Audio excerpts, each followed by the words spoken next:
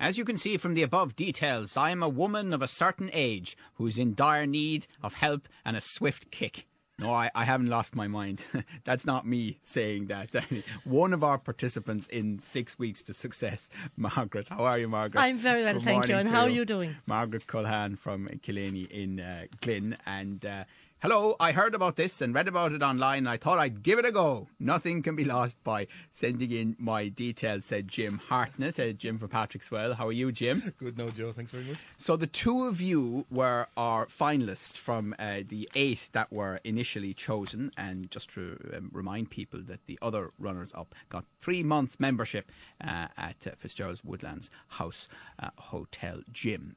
So is it so far, Margaret, what you expected it would be on your 6-week trek to success? It's better than I expected. I thought that I would find it very, very difficult. But thankfully, it's not difficult at all. I'm actually having great fun. We started out with Sinead, who is educating us on a healthier eating lifestyle. It's not about a change for today or tomorrow. It's about a change for the rest of our lives. And with regard to the food element, I thought I'd be bored and I thought that, it wouldn't be very nice. But I'm absolutely delighted with myself. I'm eating far more than I thought I could and I have no hunger pangs. And I've had a social occasion where we had my nephew Evan's confirmation.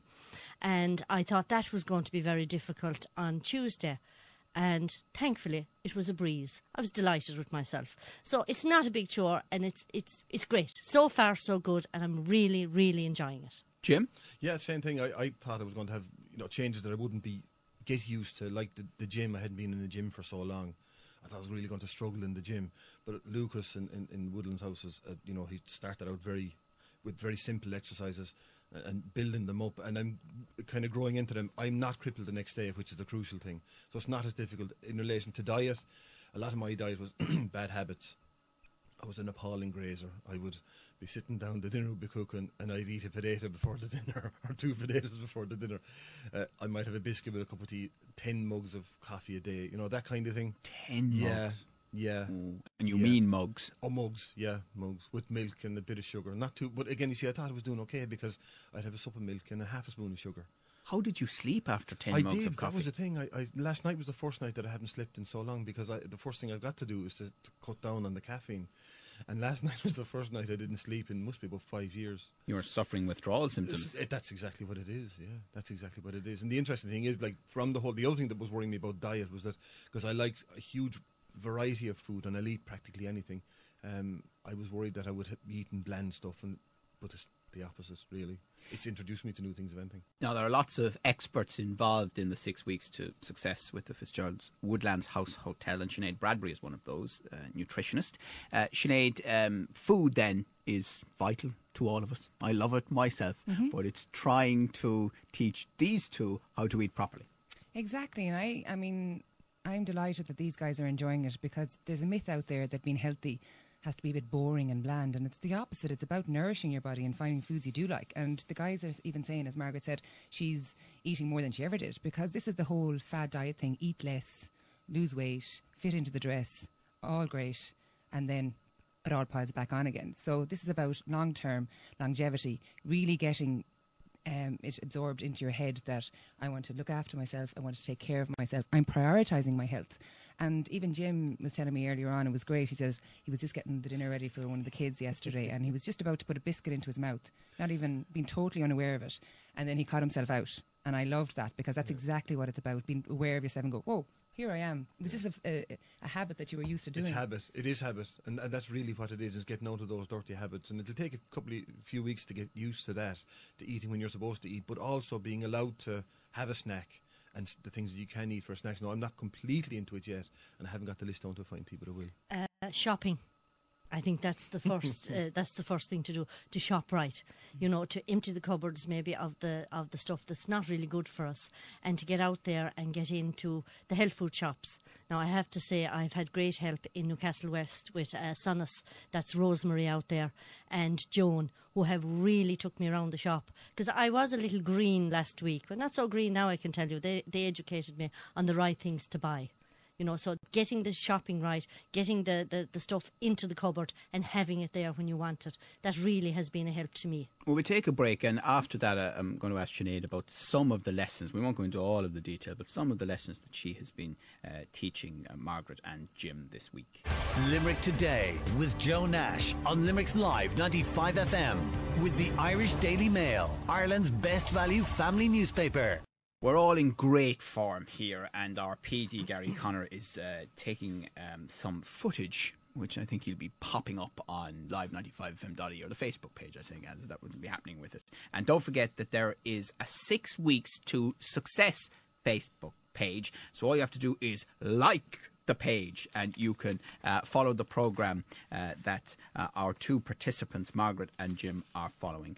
Sinead, was it about stripping down their existing diet to begin with and get a feel for what was happening there? Yeah, exactly. I mean, I took a thorough analysis of the two guys and seeing what their current habits were, what they were eating and what they were doing and not doing, and how they were sleeping and that sort of thing. And then given Margaret's age, I wanted to work with her health challenges at her age. So it was a lot about ensuring that her hormonal health was right. Bone density is very important, and bone health at Margaret's age. So calcium-rich foods, alternatives to dairy. So there was a few things to consider there. But generally, working with her lifestyle habits was one of the big challenges as well, because Margaret's a very efficient and busy lady. So sometimes her fall down or her downfall was that she'd go long periods without eating. She'd be running around to meetings and looking after clients and so forth. So this was about making sure that she was bringing the food with her and knowing what to have when she was out and about. And she'd often find she would say that she would be at lunch with best intentions, and all of a sudden she might order a health wrap, thinking she was doing good. But then the health wrap would come with a side order of chips and fries. And next thing, there she is, eating the fries. Is that true, Margaret? I know, it was, but that's all in the past. But just for the listeners out there, I think I should tell them how old I am, because they can't see me. I'm 55. Just for particularly the women out there of a certain age.